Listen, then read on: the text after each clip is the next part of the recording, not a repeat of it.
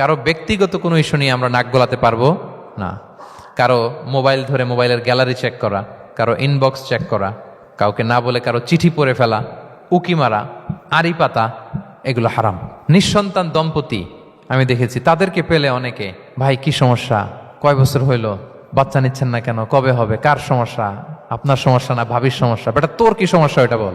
একজন নিঃসন্তান দম্পতি তারা কি স্ট্রাগলের মধ্য দিয়ে যায় আপনি জানেন?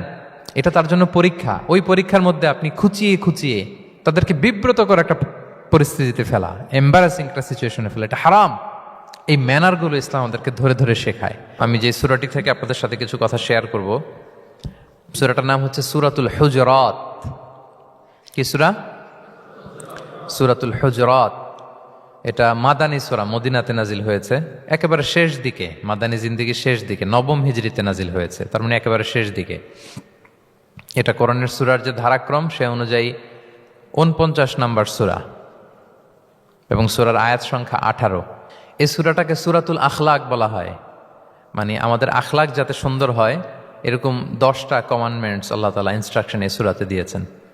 আমাদের সমাজটা যাতে পিসফুল সোসাইটি হয়, হ্যাঁ, আল্লাহ তাআলা কিছু মোরাল স্ট্যান্ডার্ড, কিছু ইথিক্যাল স্ট্যান্ডার্ড, কিছু ম্যানার আমাদেরকে শিখিয়েছেন। কোরআন কিন্তু আমাদেরকে ম্যানার শিখায়। কি শিখায়? ম্যানার্স শিখায়। আজকে দেখবেন যে কোরআন আমাদের কি কি ম্যানার্স শিখায়। আমাদের সমাজটা যাতে একটা পিসফুল সোসাইটি হয়, শান্তিপূর্ণ সমাজ হয়, কোরআন কিছু আমাদেরকে এথিক্যাল স্ট্যান্ডার্ড বেঁধে দিয়েছে। আজকে আমরা এগুলো জানবো যে কি কি ম্যানার কোরআন আমাদেরকে মেনটেন করতে বলে, পালন করতে বলে। এবং আপনি আলোচনাটা পুরোটা শুনে আপনি নিজেই বুঝবেন যে আসলেই এই ম্যানার্সগুলো, এথিক্যাল স্ট্যান্ডার্ডগুলো, এই ভ্যালিউসগুলো যদি আমরা আমাদের সমাজে অ্যাপ্লাই করি, আমাদের সোসাইটিটা একটা শান্তিপূর্ণ সোসাইটি হয়ে যাবে ইনশাআল্লাহ। তাহলে কি কি ইনস্ট্রাকশন আল্লাহ তাআলা দিলেন to make our society a peaceful society, আমরা এটা দেখব। 1 নম্বরে আল্লাহ তাআলা যে ইনস্ট্রাকশনটি দিয়েছেন, শুরুতে বলে রাখা ভালো, মৌলিকভাবে 10টি দিক নির্দেশনা আল্লাহ তাআলা দিয়েছেন আমাদের সমাজটাকে শান্তিপূর্ণ করার জন্য। 10টা ম্যানার আল্লাহ তাআলা শিখিয়েছেন। আওয়াজ করে বলেন তো মোট কয়টি নির্দেশনা? 10টি। আমরা গুনে গুনে সামনের দিকে আগাবো। 1 নম্বরে আল্লাহ তাআলা বললেন, ইয়া আইয়ুহাল্লাযীনা আমানু লা তুকদ্দিমু বাইনা ইয়াদাইল্লাহি ওয়া রাসূলিহি ওয়াত্তাকুল্লাহ ইন্নাল্লাহা সামিউন আলীম। ওহে বিশ্বাসীরা, তোমরা আল্লাহ আল্লাহর রাসূল তোমাদেরকে যা করতে বলে এইটার চেয়ে বেশি অ্যাডভান্স হয়েও না, অতটুকুতেই থাকো, ওটাতেই কল্যাণ, ওটাতেই বরকত। আল্লাহ আল্লাহ রাসূলের চাইতে বেশি বোঝা যাবে না। ওনারা যেটা বলেছেন এটাই ফাইনাল। মা কানা লিমুমিনিন ওয়ালা মুমিনাতিন ইযা কাদাল্লাহু ওয়া রাসূলুহু আমরান আইয়াকুনা লাহুমুল খিয়ারাতু মিন আমরিহিম। আল্লাহ আল্লাহ রাসূল যদি আমাদেরকে কোনো নির্দেশনা দেয়, তখন কোনো বিশ্বাসীর জন্য এটা মানলেও চলে, না মানলেও চলে, এরকম ভাবা যাবে? আল্লাহ রাসূলের পক্ষ থেকে, আল্লাহর পক্ষ থেকে একটা আদেশ আসছে, এখন এই আদেশ আপনি মানলেও হয়, না মানলেও হয়, এরকম নাকি ব্যাপারটা বলেন তো? বরং মানতেই হবে। বরং কি? মানতেই হবে। এটা কম্পালসারি, এটা অপশনাল না। তাহলে সমাজকে শান্তিপূর্ণ করার 1 নাম্বার গাইডলাইন হচ্ছে আল্লাহ রাসূলের পক্ষ থেকে যে নির্দেশনা আসবে এটা আপনাকে কম্পালসারি টু অ্যাবাইড বাই, এটা মানতেই আপনাকে হবে। এবং রাসূল সাল্লাল্লাহু আলাইহি ওয়াসাল্লাম যেটা শিখিয়েছেন ওইটাই স্ট্যান্ডার্ড, এর চেয়ে আর ভালো করা যায় না। এক সাহাবী বেশি ইবাদত করতে যেয়ে বললেন যে আমি আজ থেকে সারা রাত তাহাজ্জুদ করব, রাতে আর ঘুমাবো না। আরেক সাহাবী বললেন আমি সারা বছর রোজা রাখবো, আমি আর রোজা ভাঙবো না। আরেক সাহাবী বলে আমি আমার স্ত্রীদের কাছে যাব না, আমি সন্ন্যাসী জীবনযাপন করব। তো রাসূল সাল্লাল্লাহু আলাইহি ওয়াসাল্লাম শুনে অপছন্দ করলেন, বললেন তোমরা নাকি এমন এমন বলেছ, আমি তো বিশ্বনবী রাহমাতাল লিল আলামিন, আল্লাহর হাবিব, আমি তো কোনো দিন রোজা রাখি, আবার কোনো দিন রাখি না। সোম বৃহস্পতিবারে রাখি, অন্যান্য দিন তো রাখি না। আবার রাতে আমি ঘুমাই, আবার তাহাজ্জুদও পড়ি, আবার আমি স্ত্রীদের সাথেও মেলামেশা করি। তো আমার এই ব্যালেন্স লাইফ লিড করেও তো আমি আল্লাহর শ্রেষ্ঠ হতে আমার কোনো সমস্যা হয় নাই, তোমাদের কি সমস্যা হলো? সুবহানাল্লাহ। দেখেন, ইসলাম খুব ব্যালেন্সড অ্যাপ্রোচে বিশ্বাস করে, ভারসাম্যপূর্ণ জীবন বিধান। তার মানে রাসূল সাল্লাল্লাহু আলাইহি ওয়াসাল্লাম যেটা শিখিয়েছেন ওইটাই স্ট্যান্ডার্ড। আপনি কি রাসূল সাল্লাল্লাহু আলাইহি ওয়াসাল্লামের চেয়ে বেশি মুত্তাকি হতে পারবেন? বুঝে থাকলে আওয়াজ করে বলুন, আল্লাহ রাসূলের চেয়ে বেশি বুজুর্গ হওয়া সম্ভব? মুত্তাকি হওয়া সম্ভব? আল্লাহওয়ালা হওয়া সম্ভব? তিনি যেটা শিখিয়েছেন ওইটাই স্ট্যান্ডার্ড। তাহলে প্রথম দিক নির্দেশনা হচ্ছে আল্লাহ আল্লাহ রাসূলের চেয়ে বেশি বোঝা চলবে। ওনারা যে নির্দেশনা দিয়েছেন সেটা মানলেই জীবনের সুখ, সেটা মানলেই কি 1 নাম্বার গাইডলাইন। সমাজ যদি শান্তিপূর্ণ সমাজ আমরা পেতে চাই, পিসফুল সোসাইটি যদি পেতে চাই। 2 নাম্বার গাইডলাইন হচ্ছে আল্লাহ তাআলা বলছেন, ইয়া আইয়ুহাল্লাযীনা আমানু লা তারফাউ আসওয়াতাকুম ফাওকা সাওতিন নবী ওয়া লা তাজহারু লাহু বিল কওলি কাজাহরি বা'দিকুম লিবা'দিন আন তাহবাতা আ'মালুকুম ওয়া আনতুম লা তাশউরুন। ওহে বিশ্বাসীরা, নবীর কণ্ঠের চাইতে তোমাদের কণ্ঠকে উঁচু করো না, খবরদার। যদি করো, নিজেরা নিজেদের সাথে যেভাবে কথা বলো, নবীর সাথে যদি এভাবে কথা বলো, তাহলে তোমাদের সব আমলগুলোকে বাতিল করে দিবে কে? এই আয়াত নাজিলের একটা প্রেক্ষাপট আছে। বনু তামিম গোত্রের লিডার কে হবে এটা নিয়ে ডিসকাশন হচ্ছিল। তো আবু বকর রাদিয়াল্লাহু তাআলা আনহু বললেন, আমি চাই উনি হোক লিডার। ওমরে ফারুক বলে, না না না, উনি না, আপনি বুঝতে পারেন নাই, আমি চাই ইনি হোক। আবু বকর বলে, ওমর তুমি ঠিক বলো না, আমি বললে তুমি খুলে উল্টাটা বলো, উনি হলে ভালো হয়। ওমরে ফারুক বলে, না না না, উনি না, উনি হলে। এই যে উনি উনি করে দুইজন তর্ক বিতর্ক করতে করতে ওনাদের কণ্ঠটা রাসূল সাল্লাল্লাহু আলাইহি ওয়াসাল্লামের কণ্ঠের চাইতে একটু উঁচু হয়ে গেল, যেটা দেখতে অনেকটা অশোভন ছিল, সুন্দর দেখাচ্ছিল না। তো রাসূল সাল্লাল্লাহু আলাইহি ওয়াসাল্লাম সামনে বসা, ওনার সামনে উঁচু গলা করে কেউ কথা বলবে, এটা আল্লাহ বরদাশত করলেন না। আরশের উপর থেকে আল্লাহ তাআলা আয়াত নাজিল করলেন, লা তারফাউ আসওয়াতাকুম ফাওকা সাওতিন নবী, খবরদার নবীর কণ্ঠের চাইতে যেন তোমাদের কণ্ঠ উঁচু হয়ে না যায়। যদি যায় তাহলে তোমাদের আমলগুলো বাতিল হয়ে যাবে। এবং নিজেরা নিজেদেরকে যেভাবে ডাকো সেভাবে ডেকো না, এরকম করলে আমল বাতিল হয়ে যাবে। তো আল্লাহ তাআলা এখানে আদব শিক্ষা দিলেন যে রাসূল সাল্লাল্লাহু আলাইহি ওয়াসাল্লামের সামনে কথা বলতে গেলে খুব ভদ্র ভাষায় কথা বলতে হবে, শালীন ভাষায় কথা বলতে হবে। মজার ব্যাপার হচ্ছে, আপনারা জানেন কিনা জানি না, যারা হজ উমরা করেছেন আপনারা দেখবেন যে রাসূল সাল্লাল্লাহু আলাইহি ওয়াসাল্লামের পবিত্র কবরের উপর এই আয়াতটা এখনো লেখা আছে যে লা তারফাউ আসওয়াতাকুম ফাওকা সাওতিন নবী, নবীর কণ্ঠের চাইতে যেন কণ্ঠ উঁচু হয়ে না যায়। এজন্য দেখবেন যে যারা রাসূল সাল্লাল্লাহু আলাইহি ওয়াসাল্লামের কবর জিয়ারত করতে যায়, ওনারা কবরের সামনে যে ধৈর্য ধারণ করতে পারে না, বুক ফেটে কান্না আসে যে আজীবন যে নবীর কথা শুনলাম, যে নবীর হাদিস শুনলাম, যে নবীকে আমি এত ভালোবাসি, যে নবী আমার জন্য সুপারিশ করবেন, যে নবী আমাকে হাউজে কাউসারের পানি দিবেন, সেই নবী এখানে শুয়ে আছে। এটা ভাবতেই মুমিন হৃদয়ে বাঁধ ভাঙা কান্নার জোয়ার আসে, হাউমাউ করে কাঁদতে ইচ্ছে করে, কিন্তু ওখানে আওয়াজ করা যায় না, কারণ ওখানে লেখা লা তারফাউ আসওয়াতাকুম ফাওকা সাওতিন নবী, নবীর দরবারে বড় গলায় আওয়াজ করে কোনো শব্দ উচ্চারণ করা যাবে না। খুব ভদ্র বিনম্র চিত্তে রাসূল সাল্লাল্লাহু আলাইহি ওয়াসাল্লামের রওজার সামনে দাঁড়িয়ে আমরা সালাম পাঠ করি। তো এই নিয়মটা শুধু যে রাসূল সাল্লাল্লাহু আলাইহি ওয়াসাল্লামের জন্যই খাস তা নয়, আমাদের আব্বা আম্মা, আমাদের শিক্ষক, মুরব্বী, আধ্যাত্মিক নেতা, ধর্মীয় গুরু, ইসলামী আন্দোলনের বড় লিডার, এরকম যে কারো সামনে বড় গলায় উঁচু গলায় আওয়াজ করে কথা বলা যাবে না, বরং সেখানে ভদ্রতা, এটিকেটস, নম্রতা, এটা বজায় রাখতে হবে। এটা বুঝতে পেরেছেন? হ্যাঁ। পাশাপাশি রাসূল সাল্লাল্লাহু আলাইহি ওয়াসাল্লাম একবার দুপুরবেলায় ওনার ঘরে শুয়েছিলেন। সূরার নাম হচ্ছে সূরাতুল হুজুরাত, মনে আছে তো আপনাদের? সূরার নাম কি? হ্যাঁ, হুজুরাত মানে হচ্ছে কম্পার্টমেন্ট বা অ্যাপার্টমেন্ট, যেখানে মানুষ থাকে আর কি। রাসূল সাল্লাল্লাহু আলাইহি ওয়াসাল্লাম এরকম 9টা হুজরাখানা ছিল। আপনার বাংলাদেশে ইমাম সাহেবের হুজরাখানা এই শব্দটার সাথে পরিচিত না সবাই? এই হুজরাখানা থেকে আল হুজরাত, রাসূল সাল্লাল্লাহু আলাইহি ওয়াসাল্লামের 9 জন স্ত্রী এই 9টা হুজরাতে থাকতেন এবং এগুলো মসজিদে নববীর সাথে অ্যাটাচ করা ছিল। দুপুরে খেয়ে রাসূল সাল্লাল্লাহু আলাইহি ওয়াসাল্লাম কাইলুলা করছেন, বিশ্রাম নিচ্ছেন। হঠাৎ কিছু বেদুইন লোক, যাদের মধ্যে সভ্যতার ছোঁয়া লাগেনি, তারা এসে রাসূল সাল্লাল্লাহু আলাইহি ওয়াসাল্লামকে ডাকতে আরম্ভ করলো, ইয়া মুহাম্মদ উখরুজ ইলাইনা, ইয়া মুহাম্মদ উখরুজ, এই মুহাম্মদ বেরো বেরো, কথা আছে, এই মুহাম্মদ বেরো বেরো। মানে কেমন যেন বন্ধুরে ডাকতেছে, মনে হচ্ছে বন্ধুকে ডাকতেছে। আল্লাহ তাআলা এটা বরদাস্ত করলেন না, বললেন খবরদার, নিজেরা নিজেদেরকে যেমনে ডাকো, নবীকে যদি অমনে ডাকো, তোমার ঈমান আমল সব বাতিল হয়ে যাবে, খবরদার, সব বাতিল হয়ে যাবে। বরং ওনাকে যখন সম্বোধন করবে তখন ডাক দিবে খুব ভদ্র ভাষায়, বলতে হবে ইয়া নবী আল্লাহ, ইয়া রাসূল আল্লাহ, ইয়া হাবিব আল্লাহ, এরকম ভদ্রোচিত ভাবে রাসূল সাল্লাল্লাহু আলাইহি ওয়াসাল্লামকে ডাকতে হবে। তাহলে রাসূলের সামনে কণ্ঠ উঁচু করার কারণে আল্লাহ তাআলা এই আয়াত নাজিল করলেন। এবং এই আয়াত নাজিলের পরে ওমরে ফারুক রাদিয়াল্লাহু তাআলা এত ভয় পেলেন, এরপরে রাসূল সাল্লাল্লাহু আলাইহি ওয়াসাল্লামের সামনে কথা বলতে গেলে উনি এত আস্তে কথা বলতেন, ওই যে বেশি জোরে যদি কথা বলে তাহলে আমার সব আমল বাতিল হয়ে যাবে, এত আস্তে বলতেন। রাসূল সাল্লাল্লাহু আলাইহি ওয়াসাল্লাম জিজ্ঞেস করা লাগতো, ওমর কি বললে, আবার বলো তো, একটু জোরে বলো, ওমর আরেকটু জোরে বলো, আরেকটু জোরে বলো। সুবহানাল্লাহ। মানে এত মিনমিন করে, এত ক্ষীণ ক্ষীণ শব্দে ওমর ফারুক কথা বলতে লাগলেন যে রাসূল সাল্লাল্লাহু আলাইহি ওয়াসাল্লামের বুঝতে কষ্ট হচ্ছিল কথা। তখন তিনি বলতেন, ওমর আরেকটু জোরে বলো না, কি বললে বুঝলাম না, আরেকটু জোরে বলো। ওনারা এতটা ভয় পেয়েছিলেন এই আয়াত নাজিল হওয়ার পরে। তাহলে 2 নাম্বার ইনস্ট্রাকশন হচ্ছে, মুরব্বী, শিক্ষক, উস্তাজ, ধর্মীয় গুরু, আধ্যাত্মিক নেতা, ইসলামী আন্দোলনের বড় নেতা, এরকম রেসপেক্টেড কারো সামনে উচ্চবাচ্য করে কথা বলা উচিত না। এটা আদবের খেলাফ, শিষ্টাচারের খেলাফ। আর আমরা বলেছি এই সূরাটা আমাদের শিষ্টাচার নিয়ে কথা বলে, সামাজিক রীতিনীতি, শিষ্টাচার, এটিকেটস নিয়ে কথা বলে।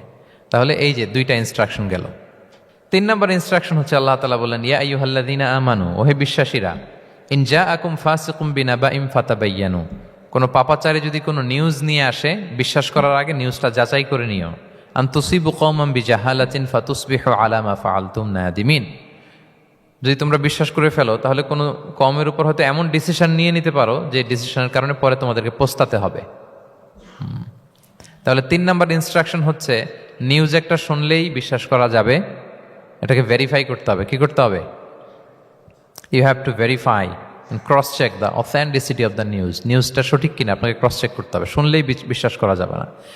এটা বর্তমান সময়ের সাথে অনেক বেশি প্রাসঙ্গিক। এত হোক্স নিউজ এখন, এত এত রুমার্স, এত ফেক নিউজ সোশ্যাল মিডিয়াগুলোতে, ইভেন মেইন স্ট্রিম মিডিয়াও যা প্রচার করে সবই যে আপনি বিশ্বাস করতে পারবেন তাও না, ওইটাও একটু ক্রস চেক করে নিতে হবে। এদেরও কিছু প্রোপাগান্ডা থাকে আবার, হ্যাঁ, এরাও নিউজকে এমনভাবে অনেক সময় করে তাদের সুবিধার্থে। সো আপনার চোখ কান খোলা রেখে অনেকগুলো নিউজ একসাথে মিলিয়ে তারপরে বিশ্বাস করতে হবে। কিন্তু আমাদের সরল মনে অনেক ভাইদের যেটা হয়, ফেসবুকে একটা কিছু দেখি আমরা মনে করি যেটা সঠিক, ফলে কি করি? শেয়ার দিয়ে ফেলি।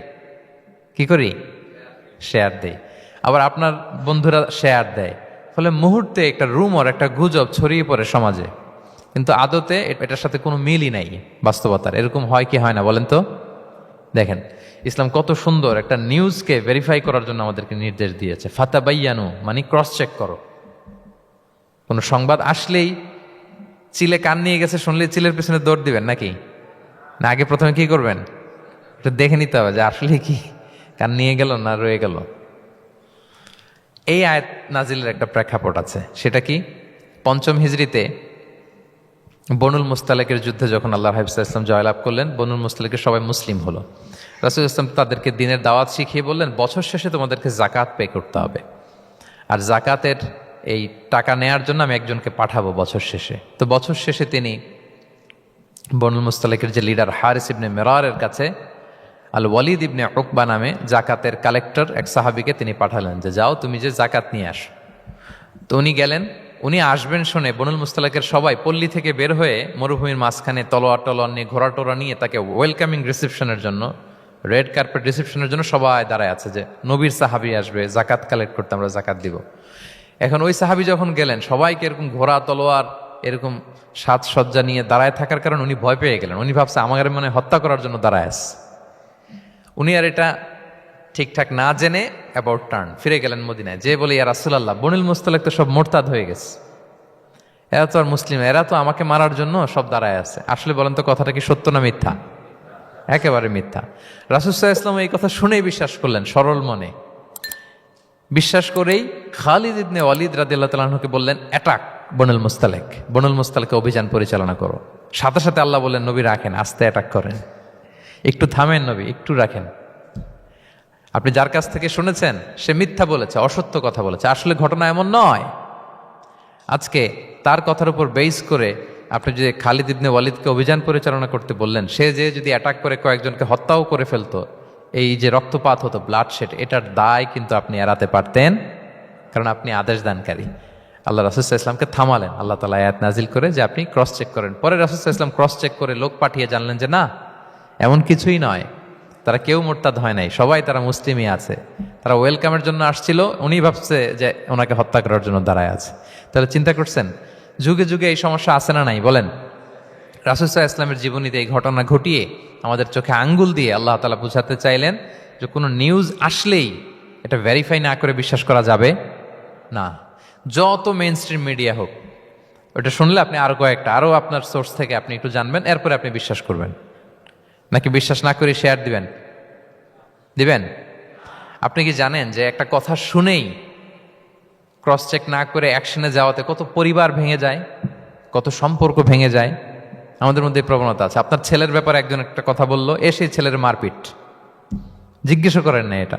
আপনার মেয়ের ব্যাপারে একজন এসে একটা বাজে কথা বলছে, এসেই আপনি মেয়ের সাথে খারাপ আচরণ।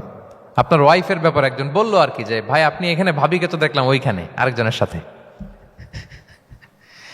আপনি এসেই আপনার স্ত্রীর উপর চড়াও অথবা গায়ে হাত তুললেন, তো হতে পারে যে ওই ওই ভদ্রলোক অন্য কোনো মহিলাকে দেখেছে যে দেখতে আপনার স্ত্রীর মতো, এরকম হতে পারে কি পারে না বলেন?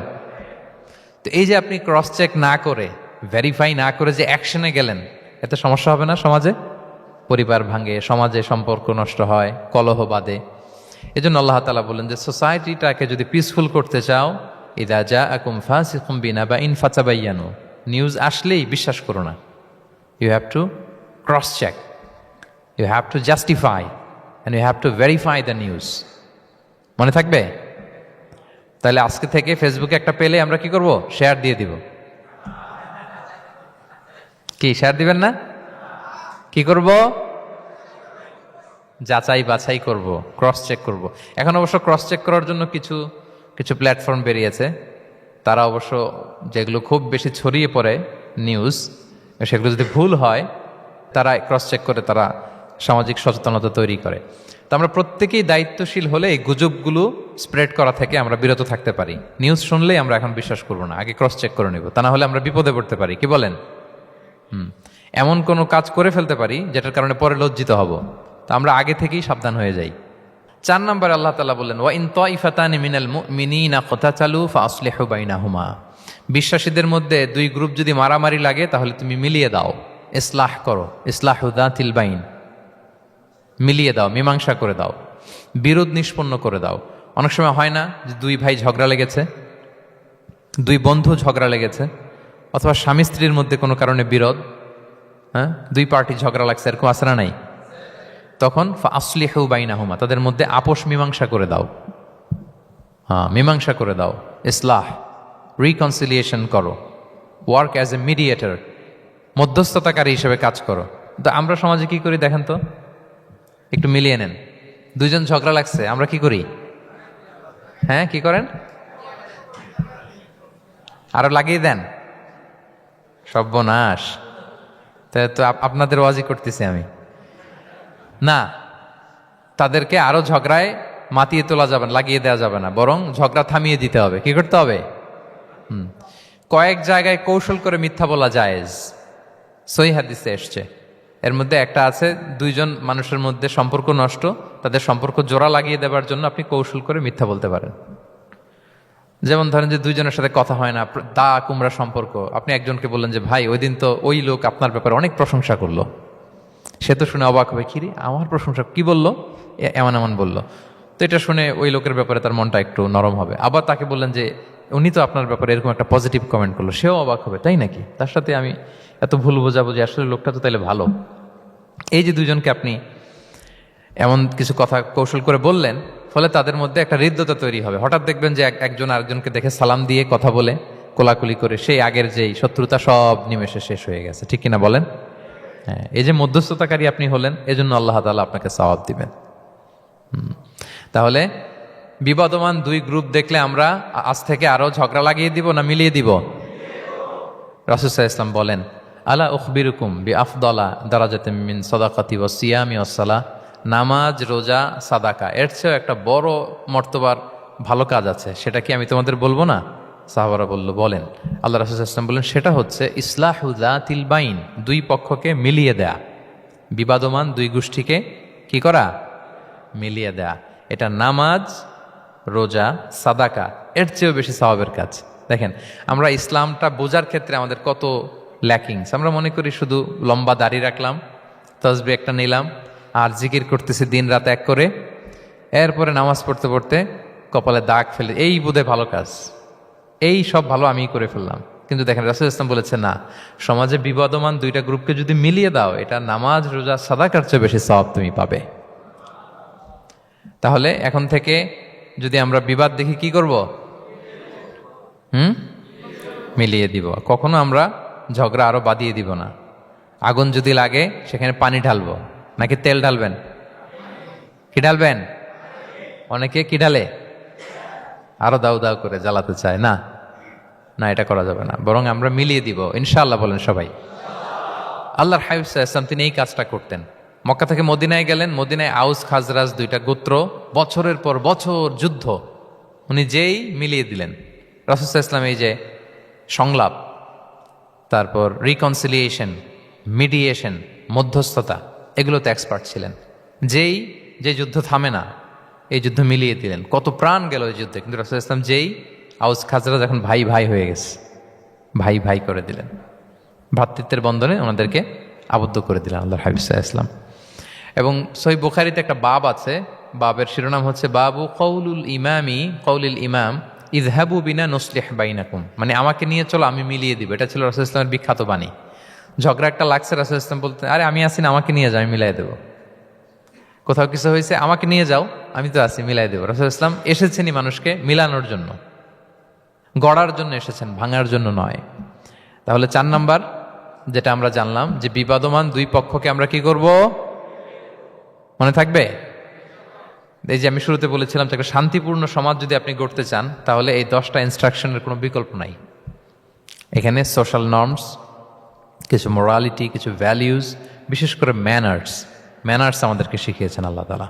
তাহলে 4টা জানলাম, কয়টা? 5 নম্বর আল্লাহ বলেন, ইয়া আইয়ুহাল্লাযীনা আমানু লা ইয়াসখার কওমুন মিন কওম আসা আন ইয়াকুনু খায়রাম মিনহুম।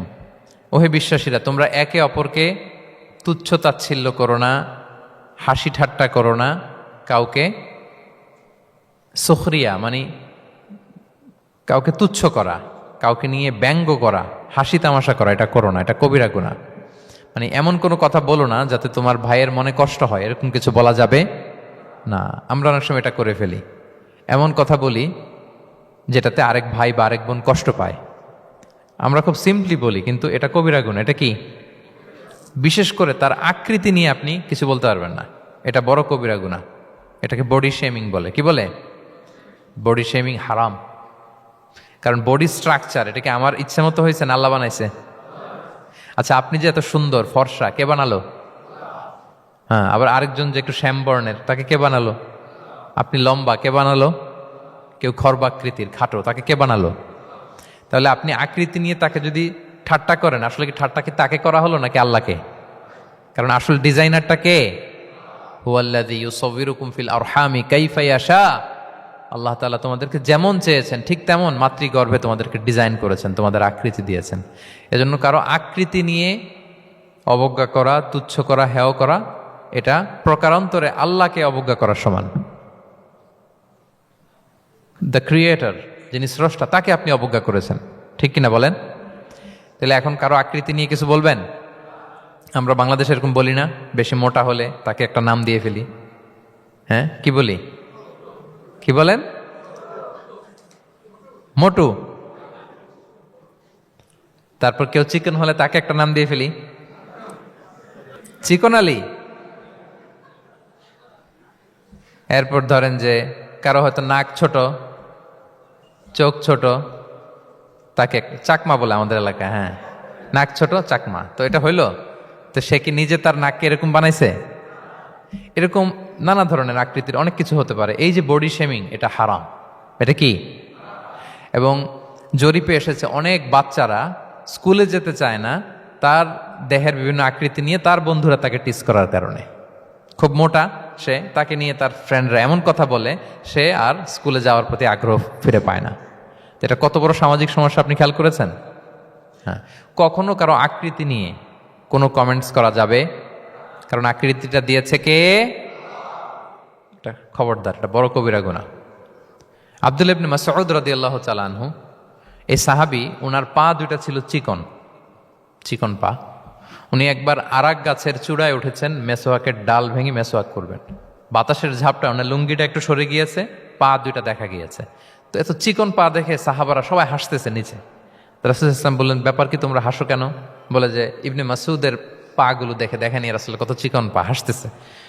রাসূল সাল্লাল্লাহু আলাইহি ওয়াসাল্লাম রাগান্বিত হলেন, বললেন, ওই সত্তার শপথ যার হাতে আমার আত্মা, ওই আল্লাহর কসম করে আমি বলি, লাহুমা আসকালু ফিল মিজানে মিন উহুদ, এই পা দুটো মিজানের পাল্লায় রাখা হলে কিয়ামতের দিন উহুদ পাহাড়ের চেয়ে বেশি ভারী হয়ে যাবে।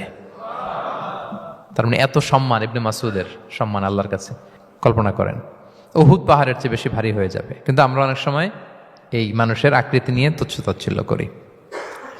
রাসূল সাল্লাল্লাহু আলাইহি ওয়াসাল্লামের একজন স্ত্রী ছিল, নাম সফিয়া। কি নাম? সফিয়া বিনতে হুয়াই ইবনুল আখতাব। উনি আকৃতিতে কিছুটা খাটো ছিলেন এবং একটু স্থূলাকৃতির ছিলেন।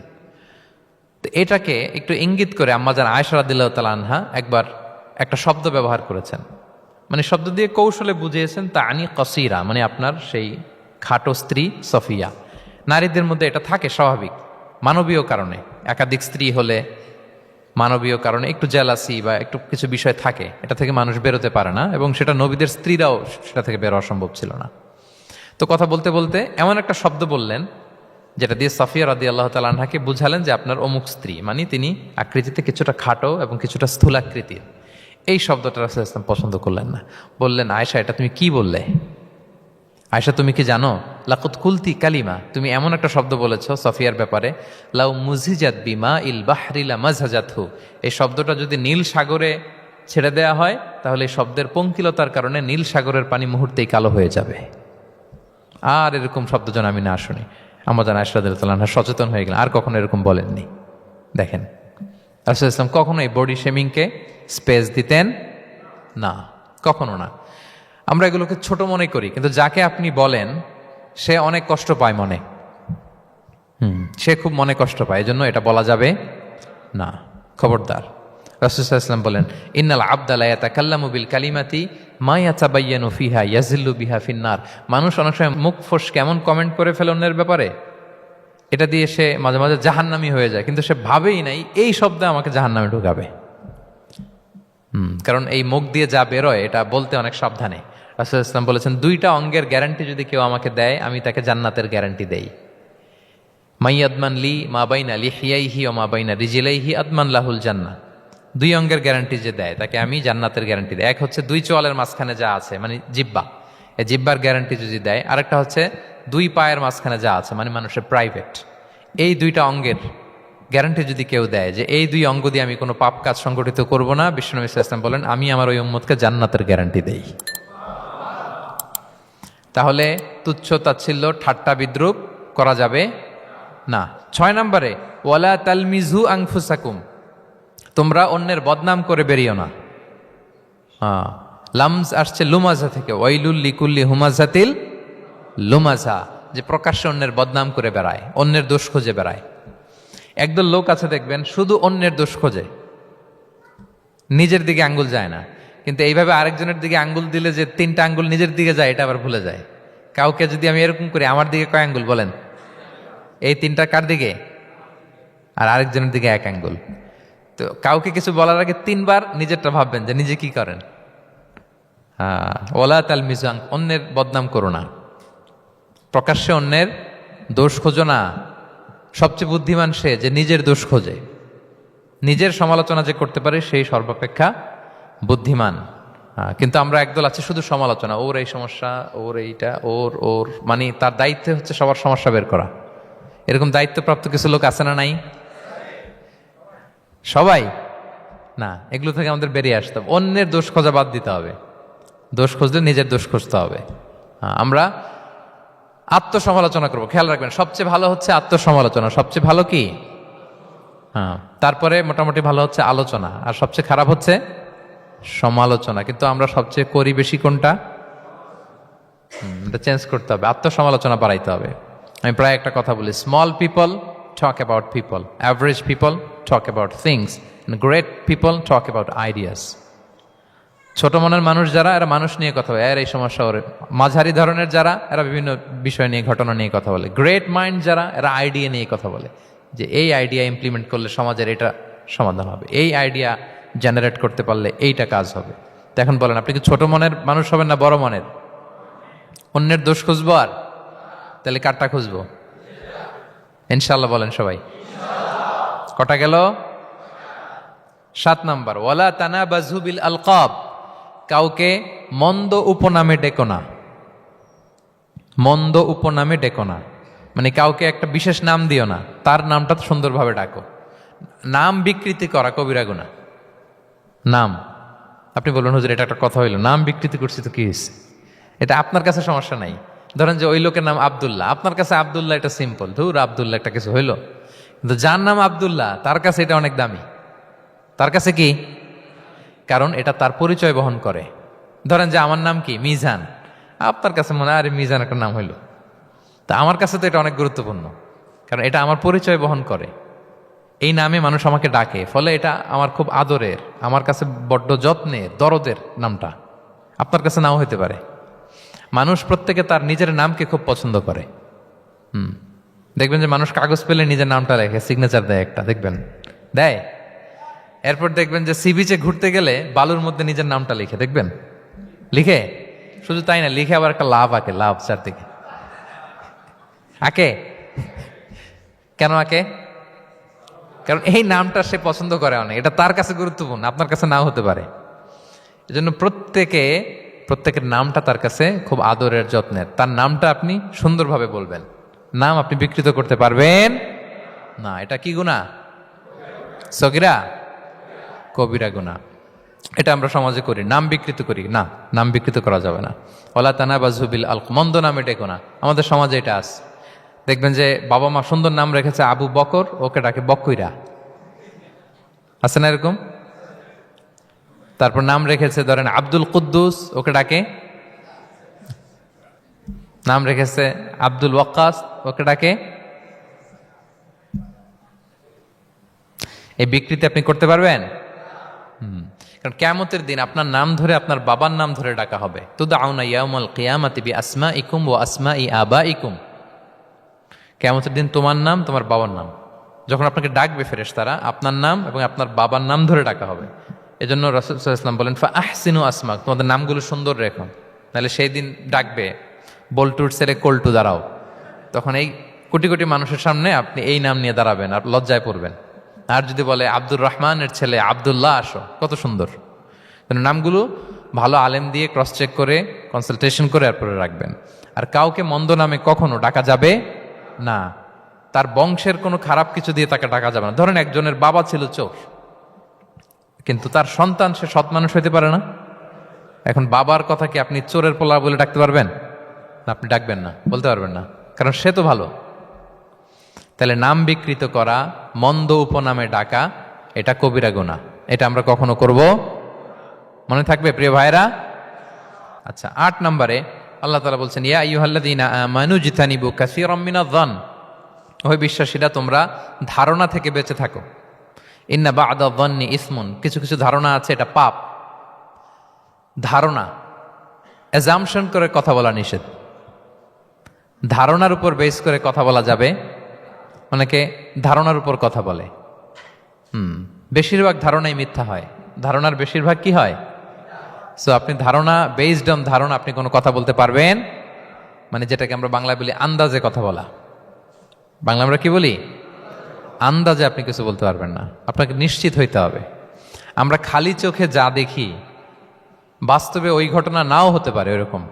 হোয়াট এভার উই সি, এটা রিয়েল সিনারি নাও হতে পারে, কিন্তু ভেতরে হয়তো এমন কিছু একটা আছে যেটা আমরা জানি না। এজন্য ধারণা করে কথা বলা নিষেধ ইসলামে।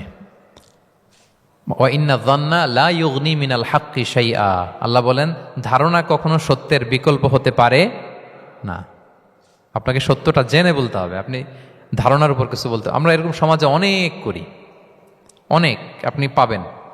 দেখবেন যে ধরেন যে আপনাকে আপনার এক বন্ধু দেখলো, রিক্সা দিয়ে যাচ্ছেন, আপনার পাশে এক নারী বসা, তো সে অনেক কিছু খারাপ ধারণা করতে পারে। এরকম হয় না সমাজে? তো এমন হতে পারে যে আপনি আপনার ছোট বোনকে নিয়ে বেরিয়েছেন, হতে পারে না? কিন্তু আপনি তো একটা ধারণা করে ফেললেন অন্য কিছু। বা আপনার ভাগ্নিকে নিয়ে বের হয়েছেন, আপনার খালাকে, আপন খালাকে নিয়ে বেরিয়েছেন কোনো কাজে, ডাক্তারের কাছে, বা কিছু একটা হতে পারে। কিন্তু তাকে দেখেই আমি এদিক সেদিক বলতে আরম্ভ করলাম যে ওকে তো দেখছি এরকম এরকম এরকম, আছে না নাই? আমাদের সমাজে আমি দেখেছি যে কারো যদি ঠোঁট কালো হয় তো মানুষ ধারণা করে নেয় লোকটা মনে হয় সিগারেট খায়। কিন্তু সিগারেট সেবন করা ছাড়াও কারো ঠোঁট কালো হতে পারে কি পারে না বলেন? এই যে এগুলো সমাজে প্রচলিত। বিয়ে করার পর পর ইমিডিয়েট যদি কেউ একটা গাড়ি কিনে বা হুন্ডা কিনে, এটা কি বলে বলেন তো? এই বোধহয় শ্বশুর বাড়ি থেকে যৌতুক নিয়ে আসছে। দেখছেন, এরকম ভুরি ভুরি আপনি সমাজে পাবেন যে আন্দাজে, ধারণার উপরে আমরা অনেক কথা বলে ফেলি, কিন্তু নিশ্চিত না হয়ে আপনি কোনো কমেন্টসে যেতে পারবেন না। এটা একেবারে নিষেধ। 9 নম্বরে আল্লাহ বললেন, ওয়ালা তাজাসসু, গোয়েন্দাগিরি করো না, স্পাইগিরি করো না। অন্যের ব্যক্তিগত বিষয় নিয়ে খোটাখুটি করো না। এরকম স্বভাব আমাদের অনেকের আছে না নাই? অনেকে দেখবেন যে অনেকের প্রাইভেট বিষয় নিয়ে খোঁচাখুচি করতে সে বড্ড মজা পায়। আছে এরকম? এটা হারাম। আওয়াজ করে বলুন, এটা কি? ওয়ালা তাজাসসু, গোয়েন্দাগিরি করো না। Everyone has personal space and no one should interfere someone's personal space. কেউ কারো পার্সোনাল স্পেসে ইন্টারফেয়ার করা যাবে না। প্রত্যেকের একটা প্রাইভেট এরিয়া আছে, প্রাইভেসি আছে। দেখেন ইসলাম প্রাইভেসিকে কত গুরুত্ব দেয়। প্রত্যেকের প্রাইভেসিকে ইসলাম কত গুরুত্ব দেয়। কারো প্রাইভেসির মধ্যে ইন্টারফেয়ার করা এটা ইসলাম পছন্দ করে না। এজন্য খবরদার, কারো ব্যক্তিগত কোনো ইস্যু নিয়ে আমরা নাক গলাতে পারবো না। কারো মোবাইল ধরে মোবাইলের গ্যালারি চেক করা, কারো ইনবক্স চেক করা, কাউকে না বলে কারো চিঠি পড়ে ফেলা, উকি মারা, আড়ি পাতা, এগুলো হারাম। এগুলো কি? তো এরকম স্বভাব আমাদের আছে না নাই? আড়ি পেতে শুনতে চাই, উকি মারি, তারপর সে কি করে দেখি তার প্রাইভেট মুহূর্তে, তারপর তার মোবাইল চেক করি, তার গ্যালারি চেক করি, তার ইনবক্স চেক করি। এই দায়িত্ব ইসলাম আমাদেরকে দেয়। এমনকি ইসলামী রাষ্ট্রও যদি হয়, ইসলামী রাষ্ট্রের জন্য এটা দায়িত্ব না যে প্রত্যেকে ব্যক্তিগত তার বেডরুমে তার প্রাইভেট লাইফে কি করে এটা দেখা। It's not his business. ইসলামী রাষ্ট্র মানুষকে ন্যায়, কল্যাণের পথ, সুন্দর জীবন পরিচালনার জন্য উৎসাহিত করবে, কিন্তু প্রত্যেকে প্রাইভেট লাইফে কি করে ওইটা সিসি ক্যামেরা লাগিয়ে দেখা, এটা কারো দায়িত্বের মধ্যে পড়ে না। এটা একেবারে নিষেধ। এটাকে বলে তাজাসসুস, গোয়েন্দাগিরি করা। বরং ইসলাম কি উৎসাহিত করে জানেন? অন্যের দোষ দেখলে এটাকে গোপন রাখতে উৎসাহিত করে। গোপন রাখবেন। মান সাতারা আইবান সাতারাহুল্লাহু ইয়াউমাল কিয়ামা। কেউ যদি তার ভাইয়ের দোষ গোপন রাখে, কিয়ামতের দিন আল্লাহ তার দোষ গোপন রাখবে। ওমান কাশাফা আওরাতা আখি, বিষ্ণু বলেন, কিন্তু কেউ যদি তার ভাইয়ের কোনো গোপন জিনিস প্রকাশ করে দেয়, কাশাফাল্লাহু আওরাতাহু, আল্লাহ তার সব গোপন জিনিস প্রকাশ করে দিবে। বলেন আমাদের প্রত্যেকেরই গোপন জিনিস আছে না নাই? এখন আমাদের সব ভুল, সব গোপনীয়তা যদি প্রকাশ হয়ে যায় কি হবে তখন? আল্লাহ নিজে দায়িত্ব নিচ্ছে যে তুমি যদি তোমার ভাইয়ের কিছু ফাঁস করো, তোমার হাড়ি আমি হাটে ভাঙবো। হাটে হাড়ি ভাঙবো তোমার আমি, তখন দেখা যাবে। আমাদের অনেকের এই মানসিকতা আছে। অন্যের প্রাইভেট বিষয় নিয়ে কখনো আপনি নাক গলাতে পারবেন না। কারো প্রাইভেসিতে আপনি ইন্টারফেয়ার করবেন না, কারো প্রাইভেট স্পেসে আপনি ইন্টারফেয়ার করবেন না। এটা খুব বাজে একটা স্বভাব। এটা ইসলাম হারাম করে দিয়েছে। আমাদের অনেকের মধ্যে আছে খুঁটে খুঁটে, ভাই এটা কি, ওইটা কি করছেন, সরকারি চাকরি না প্রাইভেট চাকরি, বেতন কত, বয়স কত, ওইটা কত, ওইটা কত, হাবি যাবি, এটা তার, ইটস নট হিজ বিজনেস। তারপরে মানুষ খুঁচিয়ে খুঁচিয়ে। নিঃসন্তান দম্পতি আমি দেখেছি, তাদেরকে পেলে অনেকে, ভাই কি সমস্যা, কয় বছর হইল, বাচ্চা নিচ্ছেন না কেন, কবে হবে, কার সমস্যা, আপনার সমস্যা না ভাবির সমস্যা, বেটা তোর কি সমস্যা এটা বল। একজন নিঃসন্তান দম্পতি তারা কি স্ট্রাগলের মধ্য দিয়ে যায় আপনি জানেন? এটা তার জন্য পরীক্ষা। ওই পরীক্ষার মধ্যে আপনি খুঁচিয়ে খুঁচিয়ে, মানে সে kind of he is a gynaecologist, সে আপনার ইয়ে করতেছে, ট্রিটমেন্ট দিচ্ছে, ভাই কি হয়েছে, এইটা ওইটা, তাদেরকে বিব্রত করে একটা পরিস্থিতিতে ফেলা, এম্বারাসিং একটা সিচুয়েশনে ফেলা, এটা হারাম। এই ম্যানারগুলো ইসলাম আমাদেরকে ধরে ধরে শেখায় যে এটা তোমার বিজনেস না। তুমি খুঁচিয়ে খুঁচিয়ে মানুষের ব্যক্তিগত বিষয় যেটাতে সে বিব্রত বোধ করে, এগুলো তুমি জিজ্ঞেস করতে পারো না। আল্লাহ বলেছেন খবরদার, ওলা তাজাসসু, ওলা তাজাসসু, গোয়েন্দাগিরি করো না, কারো ব্যক্তিগত বিষয় না। অনেকের এটাতে খুব ইন্টারেস্ট, কার স্ক্যান্ডাল বেরোইছে। প্রায় দেখবেন যে এরকম দেখা যায়, অমুক নেতার স্ক্যান্ডাল ফাঁস, অমুক নায়কের স্ক্যান্ডাল ফাঁস। তোমার স্ক্যান্ডাল কবে ফাঁস হবে এটা বলো? নিজের চরকায় তেল দিতে হবে। আরেকজনের কি হলো, তার কি ভুল আছে, দোষ ত্রুটি আছে, ওগুলো খুঁজে দেখার জন্য আল্লাহ আমাকে দুনিয়ায় পাঠায়। তাহলে আমরা যেন কারো প্রাইভেসি হ্যাম্পার না করি। প্রিয় ভাইরা, এটা ইসলাম আমাদেরকে উৎসাহিত করে, নির্দেশনা দেয় যে আমরা কারো প্রাইভেট কোনো ইস্যু নিয়ে নাক গলাবো না, ব্যক্তিগত বিষয়ে নাক গলাবো না। কারো দোষ দেখলে এটা আমি গোপন রাখবো। কি করব? আনলেস ইউ আর এ জাজ, আপনি বিচারক, আপনার কাছে আসছে, তখন আপনি বিচার করবেন। কিন্তু এমনি এমনি আপনি জাজমেন্টাল হতে পারবেন না। You can not jump to the conclusion, একটা কিছু আন্দাজে বলে ফেলতে পারবেন না। এই দায়িত্ব আপনাকে দেয়া হয়নি। ইসলামে ব্যভিচারের মতো কোনো বিষয় দেখলেও আপনি বলতে পারবেন না। ব্যভিচার, অ্যাডাল্ট্রি, ফর্নিকেশন, জিনা, এগুলো দেখলে আপনি বলতে পারবেন না। বললে 4 জন নিয়ে বলতে হবে একসাথে। আপনি তিনজন যে যদি কাজের কাছে বলেন যে এই ছেলে আর মেয়েকে আমি অপকর্ম করতে দেখছি, কাজী তিনজনকে নিয়ে আগে 80 টাকা করে বেত মারবে পিঠে, তো করে দেখতে বলছে কে? তোমাদেরকে এই কাজ অবজার্ভ করতে বলেছে কে? কারণ তিনজন মিলে এই উইটনেস হবে না। 4 জন উইটনেস যদি থাকে তাইলে তাও আমরা দেখছি বললে হবে না, তারপরও মায়ের আরো রলি আমি বলি, 4 জন এসে যদি বলে যে আমি একজন নারী একজন পুরুষকে ন্যাকেড অবস্থায় এই ঘরে প্রবেশ করতে দেখছি, তারপর কাজে নিয়ে এই 4 জনের আশীর্বাদ দিবে, কারণ এতেও প্রমাণিত হয় নাই। তারা হয়তো একটা জায়গায় অবস্থান করেছে কিন্তু বড় ধরনের কোনো পাপের সাথে লিপ্ত হয় নাই হয়তো। তার মানে একেবারে চাক্ষুষ, তাও নারী দিয়ে এই উইটনেস হবে না, 4 জন পুরুষ এই পাপ কাজের চাক্ষুষ সাক্ষী ছিল, এটা যদি বলে সব কিছু যদি মিলে যায় তারপরে তাদেরকে শাস্তি দেয়া যাবে, এর আগে সম্ভব না। এটা কোনো মানুষ কোনো পাপ কাজ এইভাবে লোকচক্ষুর সামনে কখনো করে না। তার মানে দেখেন এটা কেন এরকম শক্ত করা হলো, যাতে আপনি না বলেন, কারণ বলতে গেলে আপনি আরো মাইর খাবেন, অপবাদের শাস্তি পাবেন। হ্যাঁ, ইফকের শাস্তি। ইসলাম কিভাবে মানুষের প্রাইভেসিকে হেফাজত করে? কেউ কোনো একটা মানুষ হয়তো কখনো শয়তানের ওয়াসওয়াসায়, নফসের তাড়নায়, বন্ধুর পাল্লায় পড়ে কোনোভাবে সে পাপে জড়িয়ে পড়েছে, আপনি এটাকে ইস্যু বানাচ্ছেন, কিন্তু এমন হতে পারে ওই পাপের পরে সে এমনভাবে তওবা করেছে, এমনভাবে ফিরে এসেছে, এমনভাবে প্র্যাকটিসিং হয়েছে যে সে ভালো কাজ দিয়ে আপনাকেও ছাড়িয়ে গেছে। আপনি আটকায় যাবেন কিন্তু কিয়ামতের দিন ও আটকাবে না। এরকম হতে পারে কি পারে না? তো ওর পিছনে লাগছেন কেন আপনি? আপনি আপনার ইস্যু দেখেন, আপনি কতটা প্র্যাকটিসিং হতে পেরেছেন, আপনি কতটা শুদ্ধাচার আনতে পেরেছেন আপনার জীবনে, সেটা দেখতে হবে। এজন্য খবরদার, ওয়ালা তাজাসসু, গোয়েন্দাগিরি করো না, কারো প্রাইভেট বিষয় নিয়ে নাক গলাতে চেয়েও না। সুবহানাল্লাহ, হোয়াট এ রিলিজিয়ান! কত সুন্দর আমাদের ধর্ম, হাউ লাকি উই আর! আমরা কত ভাগ্যবান যে আল্লাহ তাআলা এই ধর্ম আমাদেরকে দিয়েছেন, এমন বিধান আমাদের জন্য প্রেসক্রাইব করেছেন যেগুলো মানলে আমাদের সমাজটা একটা জান্নাতের বাগান হয়ে যাবে। তাহলে 9 নম্বর ছিল ওয়ালা তাজাসসু, গোয়েন্দাগিরি করুন। আজকে থেকে করবেন?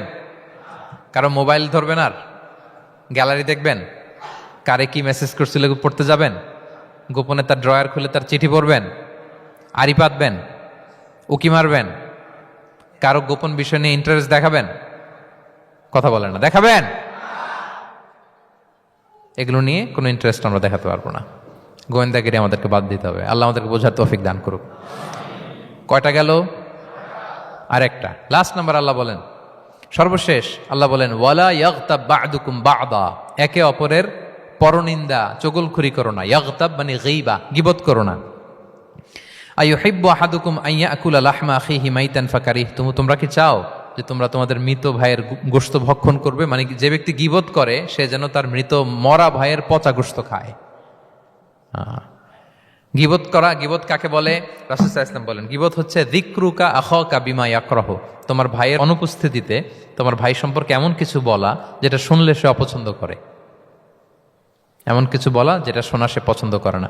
তো এক সাহাবী বলেন, ইয়া রাসূলুল্লাহ আফারাআইতা ইন কানা ফি মা আকুল, হে আল্লাহর রাসূল, আমার ভাইয়ের মধ্যে যদি আসলেই সেই সমস্যাটা থাকে তাইলেও কি গীবত হবে? রাসূল সাল্লাল্লাহু আলাইহি ওয়াসাল্লাম বললেন, আরে তাইলেই তো গীবত হবে। ওই দোষ যদি থাকে, ওটা তার অনুপস্থিতি যদি বলে বেরো, তাইলেই তো গীবত হবে। আর ওই দোষ যদি না থাকে তাহলে তো অপবাদ হবে, এটা তো আরো বড় গুনাহ, ওটা তো বহতান। তাহলে এই গীবা ইংরেজিতে বলে ব্যাক বাইটিং। ইংরেজিতে কি বলে? এই ব্যাক বাইটিং, চগলখুরি বা পরনিন্দা, আরবিতে বলে গীবাত। এই গীবত আমরা করব না। কারো কিছু বলা থাকলে আপনি তাকে সরাসরি নাসিহাত করুন। আর দিন ওয়ান নাসিহা, দিন হচ্ছে উপদেশ দেয়া, শুভকামনা করা, তার প্রতি শুভকামনা করে আপনি তাকে বুঝান, সে হয়তো বুঝবে। কিন্তু আপনি তার অনুপস্থিতিতে তার নামে বাজে কথা, মন্দ কথা বলতে পারবেন, এটা অনেক বড় পাপ। একজনের ব্যাপারে আরেকজনের কান ভারী করা, ওর কথা ওর কাছে, ওর কথা ওর করে, এরকম করে সমাজের মধ্যে একটা গিরিঙ্গি লাগায়, আছে না? নেই? এটা হারাম। রাসূল সাল্লাল্লাহু আলাইহি ওয়াসাল্লাম বলেন, মেরাজের রাত্রে আমি দেখেছি কিছু লোক লাহুম আদফারুম মিন নুহাস, তাদের নখগুলো তামা দিয়ে তৈরি, নখর ধারালো, ইয়াখদাশুনা বিহা উজুহাহুম ওয়া সুদুরাহুম, তারা তাদের নিজের নখ দিয়ে নিজের গালের গোশত, বুকের গোশতগুলো টেনে টেনে ছিটছে। রাসূল সাল্লাল্লাহু আলাইহি ওয়াসাল্লাম জিবরাইল ইসলামকে বললেন, মানহুম ইয়া জিবরিল, জিবরিল কারা এরা, এত বড় শাস্তি? জিবরাইল ইসলাম বললেন, হুম আহলুল গীবা মিন উম্মাতিক, এরা হচ্ছে আপনার উম্মতের মধ্য থেকে তারা যারা গীবত করে। তারা কি করে? তাহলে এই গীবতের সাথে আমাদের কোনো সম্পর্ক, এটা থেকে আমাদেরকে বেঁচে থাকতে হবে, এটা করা যাবে না। আমরা অনেকে হালাল ওয়েতে গীবত করি। এইভাবে কিভাবে করে আমি বলি আপনাদের, এইভাবে শুরু করে, এইভাবে কি বলবো ভাই, বললে তো গীবত হয়ে যায়, তারপরও না বললেই না, একটু বলি। শুরুতে কি বলে? বললে তো দেখছেন কিভাবে হালাল করে? বললে তো গীবত হয়ে যায়, এইভাবে স্টার্ট করে। বললে যদি গীবত হয়ে যায় এটা বলা যাবে? আওয়াজ করে বলেন, যেটা বললে গীবত হয়ে যাবে এটা বলা যাবে না। এই অভ্যাসগুলো থেকে আমরা আস্তে আস্তে ফিরে আসবো, ওগুলো আমরা আর বলবো। তাহলে মোট 10টা, কয়টা? এই 10টা যদি আমরা মেনে চলি, সমাজে আর কোনো অশান্তি থাকবে? বিশৃঙ্খলা থাকবে? হানাহানি, মারামারি? সমাজটা একটা শান্তির সমাজ হবে, পিসফুল সমাজ হবে। এই জন্য এই সূরাটাকে বলা হয় সামাজিক রীতিনীতির সূরা। সোশ্যাল এটিকেটস, সামাজিক রীতিনীতি আল্লাহ শিখিয়েছেন, আমাদেরকে ম্যানার শিখিয়েছেন। আজকে বাড়িতে যে সূরাতুল হুজরাতটা পড়বেন, যাদের কাছে আমার এক নজরে কোরআন আছে আগে ওটা থেকে দেখবেন, এরপর কোনো তাফসির থেকে বঙ্গানুবাদ থেকে বঙ্গানুবাদ দেখবেন, তাফসির পড়বেন, দেখবেন যে ক্লিয়ার হয়ে যাবে। এরপর নিজেই আপনার ফ্যামিলিকে নিয়ে আপনি তালিম দিবেন এই সূরাটার উপর। পারা যাবে তো? দেখবেন যে সমাজটা শান্তিপূর্ণ হয়ে যাবে। আল্লাহ তাআলা আমাদের সমাজকে শান্তিপূর্ণ করুক।